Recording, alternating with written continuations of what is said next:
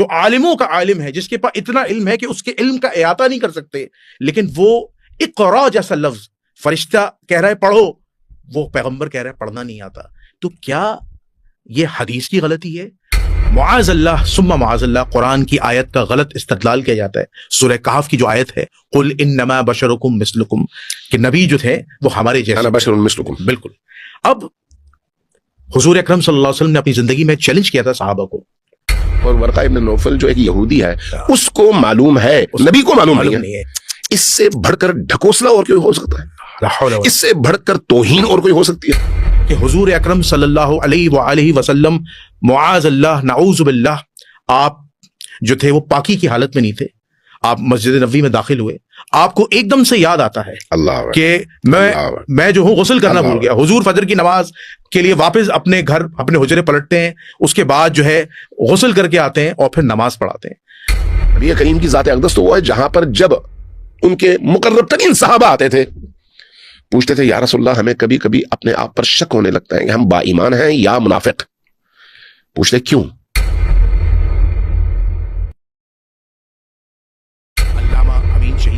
السلام علیکم. وعلیکم السلام ورحمۃ اللہ. قبلہ خیریت سے ہیں آپ؟ الحمد طبیعت کیسی آپ؟ اللہ کا شکر. تو قبلہ بہت شکر گزار ہوں آپ کا کہ آپ نے اپنا قیمتی وقت دیا.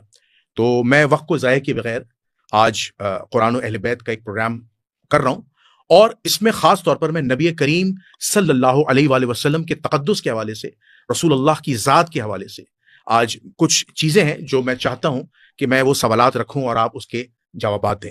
اچھا، پہلا سوال یہ ہے کہ اس وقت آپ یہ تصور کیجئے گا کہ آپ کوئی فقہ جعفریہ کے اسکالر نہیں ہے، بلکہ آپ ایک مسلمانوں کے اسکالر ہیں، اور آپ اس وقت مسلمانوں کی رہنمائی کر رہے ہیں. تو اس میں کیا شیعہ، کیا سنی، کیا بریلوی. اب ہم یہ دیکھتے ہیں کہ مسلمانوں کی ایک بہت بڑی کتاب ہے حدیث کی، جیسے بخاری شریف کہتے ہیں. اس بخاری شریف کے اندر ہم جب وحی کے باب میں جاتے ہیں، ہم دیکھتے ہیں کہ نبی کریم صلی اللہ علیہ وآلہ وسلم پر جب پہلی وحی اترتی ہے تو حضور علیہ الصلوۃ والسلام پر کبھی طاری ہوتی ہے. پھر کچھ راوی الفاظ کوٹ کرتا ہے کہ جبرائیل امین آتے ہیں اور کہتے ہیں کہ آپ پڑھیں اقرا باسم ربک الذی، یعنی پڑھو. تو حضور کہتے ہیں کہ مجھے پڑھنا نہیں آتا. وہ فرشتہ دباتا ہے. اس کے بعد حضور کی طبیعت خراب ہوتی ہے. اس کے بعد حضور پہاڑ سے گزر کر گھر آتے ہیں، طبیعت خراب ہوتی ہے. حضور گھبرائے ہوئے ہوتے ہیں، پریشان ہوتے ہیں کہ آیا یہ کون آیا تھا، آیا یہ کون شخصیت آئی تھی. تو دیکھتے ہم یہ ہیں کہ پھر حضور کے رشتہ دار، حضرت خدیجہ کے رشتہ دار ورقہ بن نوفل گواہی دیتے ہیں کہ ایک فرشتہ تھا، جس طرح وہ موسیٰ پہ آتا تھا وہی لے کر. ہم اس واقعے سے جو عکس کرتے ہیں نتیجہ، خاص طور پر جو کفار عکس کرتے ہیں کہ آپ کا یہ کیسا معاذ اللہ پیغمبر تھا جو پہلی وحی کے آتے ہی گھبرا گیا، جو پہلی وحی کے نزول پر ہی فرشتے کو ایکسپٹ نہ کر سکا، اور جس کے بارے میں ہم یہ کہتے ہیں کہ جو عالموں کا عالم ہے، جو عالموں کا عالم ہے، جس کے پاس اتنا علم ہے کہ اس کے علم کا احاطہ نہیں کر سکتے، لیکن وہ اقرا جیسا لفظ فرشتہ کہہ رہا ہے پڑھو، وہ پیغمبر کہہ رہا ہے پڑھنا نہیں آتا. تو کیا یہ حدیث کی غلطی ہے؟ کیا یہ نیریٹرز کی غلطی ہے؟ یا یہ رسول اللہ پر طعن ہے، یا تشنیع ہے، یا توہین رسالت ہے؟ اس کی رہنمائی فرمائیے. بسم اللہ الرحمن الرحیم. جنید صاحب، سب سے پہلے میں آپ کا شکر گزار کہ آپ نے آج اس پروگرام کے حوالے سے مجھے یہ توفیق بخشی کہ میں آپ کی خدمت میں آ سکوں اور ان موضوعات کے حوالے سے چند ٹوٹے پھوٹے جملے آپ کی خدمت میں عرض کر سکوں. موضوع کا انتخاب آپ نے چونکہ ابھی کیا ہے، مجھے پہلے سے آپ نے بتایا نہیں تھا. جی جی جی، لیکن موضوع بڑا دلچسپ ہے. بالکل صحیح، بہت دلچسپ موضوع ہے. دیکھیں، ہمیں قرآن خود اللہ کی ذات، بے شک اللہ کے ساتھ ساتھ انبیاء کی ذات اور ان کی صفات، اور اس کے ساتھ آسمانی کتابوں کی خصوصیات جس میں قرآن بھی شامل ہے، اور اس کے ساتھ دین کے مفاہیم کے حوالے سے خود اسلام کے اندر دو طرح کے تصورات ملتے ہیں.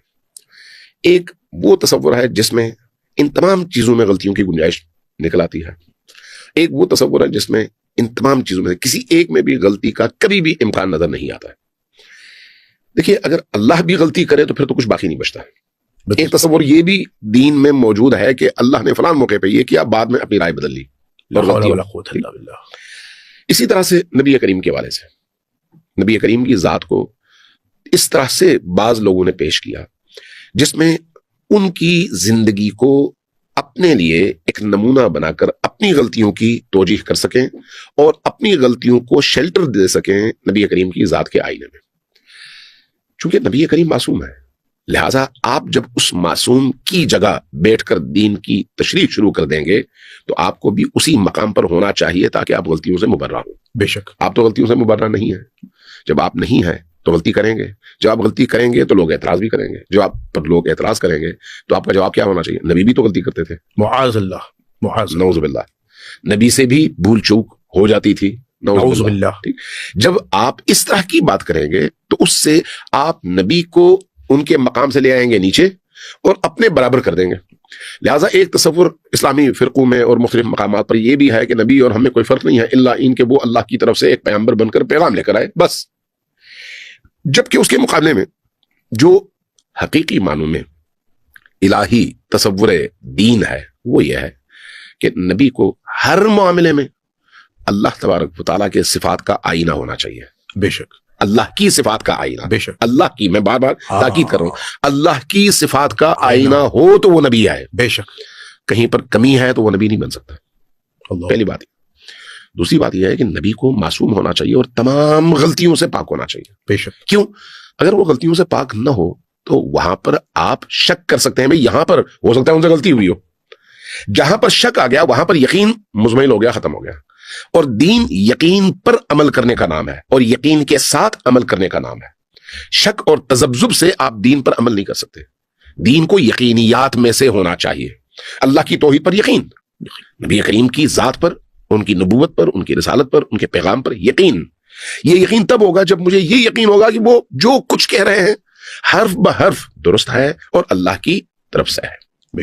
اب نبی کریم صلی اللہ علیہ وآلہ وسلم کو ہم نے جس انداز میں قرآن اور خود نبی کریم کی ذات اقدس سے مروی روایات اور اہل البیت سے مروی روایات کی روشنی میں سمجھا وہ یہ ہے کہ زمین پر اگر اللہ کی صفات کا کوئی مظہر تام، مظہر کامل، مظہر اکمل موجود ہے تو اس ذات کا نام محمد الرسول اللہ صلی اللہ علیہ وآلہ وسلم ہے، جس میں نہ غلطی کا امکان ہے اور نہ اس کی معرفت کی سطح تک کسی اور فرد بشر کے پہنچنے کا امکان ہے. بے شک.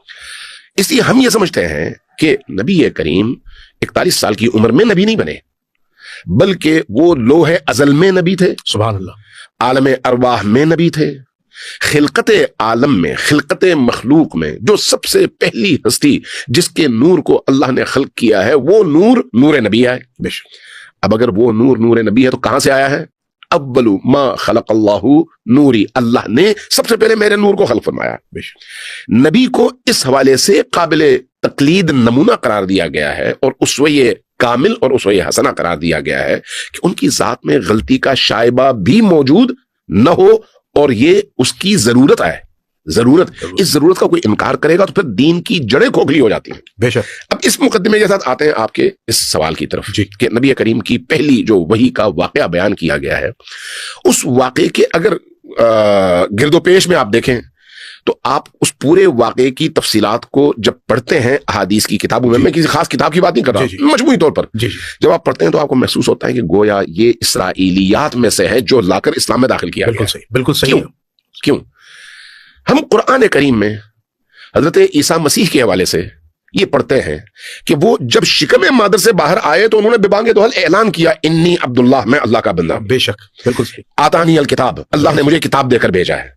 یعنی وہ جو بچہ ہے ابھی چند ساعتوں کا ہے وہ تو کامل یقین کے ساتھ اعلان کر رہا ہے کہ میں اللہ کا عبد بھی ہوں اور اس کا رسول بھی ہوں اور اس کی طرف سے کتاب لے کر آیا ہوں. بے شک. کتاب لے کر آیا. ابھی وہ ماں کے شکم سے کتاب لے کر تو نہیں آئے تھے لیکن کہہ رہے ہیں کہ میں کتاب لے کر آیا ہوں. ٹھیک ہے. حضرت نبی کریم افضل ہیں یا حضرت عیسیٰ؟ نبی کریم صلی اللہ علیہ وسلم. حضرت عیسیٰ اور حضرت نبی کریم کا کوئی مقابلہ ہے؟ نہیں. 1,24,000 انبیاء میں موجود تمام صفات کو جمع کیا جائے. بالکل. یہ میں بہت بڑی بات کر رہا ہوں. جی بالکل. اگر 1,24,000 انبیاء یعنی 1,23,999 انبیاء کی تمام صفات کو جمع کیا جائے اور ترازو کے ایک پلڑے میں رکھا جائے وہ تمام صفات ہمارے نبی میں بدرجہ اتم موجود ہیں. بے شک. کامل موجود ہیں. کامل موجود. ان سے زیادہ موجود ہیں اور اس کے ساتھ ساتھ وہ چیزیں ہمارے نبی میں موجود ہیں جو ان میں نہیں ہیں. ان میں نہیں. بے شک. اس لیے نبی کریم امام الانبیاء ہے. بے شک.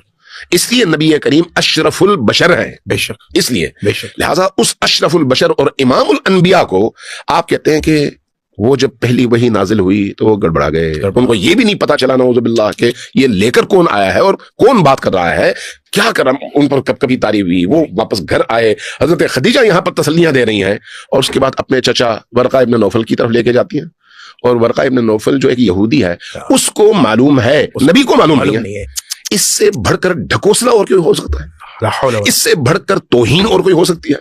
اس سے بڑھ کر جعلسازی اور کوئی ہو سکتی ہے نبی کریم کی شان اقدس کو گٹانے کے حوالے سے؟